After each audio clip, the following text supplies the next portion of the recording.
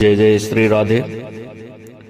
आइए जानते हैं छठ पूजा पर्व क्यों मनाया जाता है, सूर्य देव को अर्घ्य क्यों दिया जाता है और इस बार छठ पूजन कब से प्रारंभ हो रहा है, इसका नियम क्या है, आइए सब जानते हैं।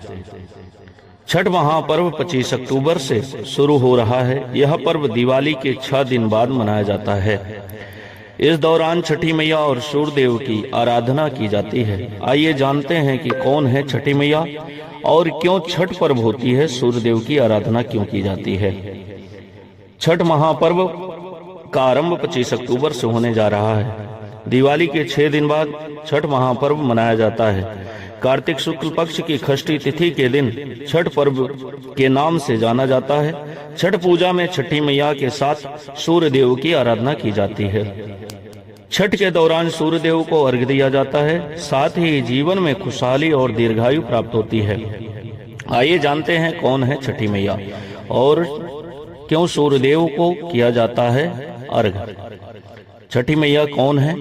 मार्कंडेय पुराण में बताया गया है कि सृष्टि की रचना करने वाली देवी प्रकृति ने अपने आप को 6 भागों में बांटा था। प्रकृति देवी का जो छठा भाग था वह सबसे महत्वपूर्ण माना जाता है।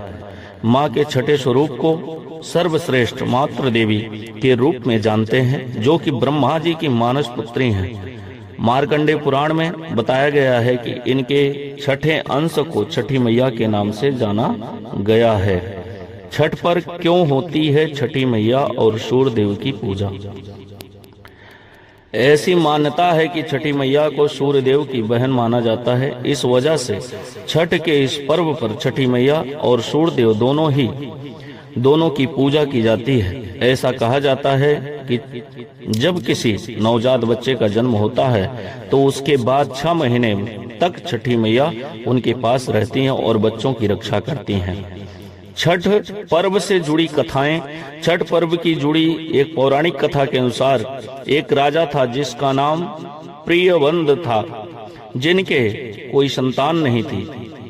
इसके बाद महर्षि कश्यप ने पुत्रेष्ट यज्ञ कराकर उनकी पत्नी मालिनी को यज्ञ आहुति के लिए बनाई गई खीर दी।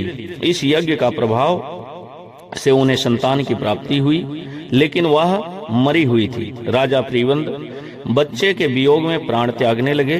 उस वक्त ही वहां देवसेना प्रकट हुई और कहा कि हे राजन, आप मेरी पूजा करें और बाकी लोगों को भी मेरी पूजा के लिए प्रेरित करें। संतान की इच्छा रखकर राजा ने देवी षष्ठी का व्रत किया, जिसके प्रभाव से उन्हें संतान की प्राप्ति हुई। और जब से संतान की कामना के लिए भी छठ पूजा की जाने लगी। छठ पर्व को लेकर एक और कथा प्रसिद्ध है। जब पांडव अपना सारा राजपाट हार गए थे, तब भगवान कृष्ण ने द्रौपदी को छठ व्रत करने को कहा था। द्रौपदी ने छठ का व्रत किया और उनकी मनोकामना पूरी हुई और पांडवों को अपना राजपाट वापस मिला। यह महत्व है छठ पर्व का और यह छठ पर्व 25 अक्टूबर से प्रारंभ होकर के 28 अक्टूबर तक चलेगा।